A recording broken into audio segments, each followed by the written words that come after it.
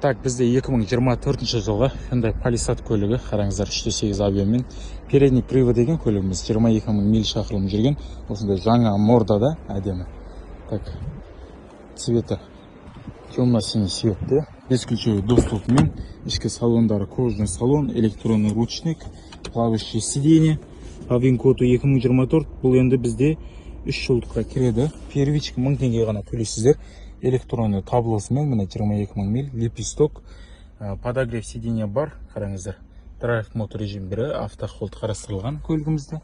Оң жақ потолокта, именно сиденьялардан айырбақтар атылған, оларды енді жасауға келеді.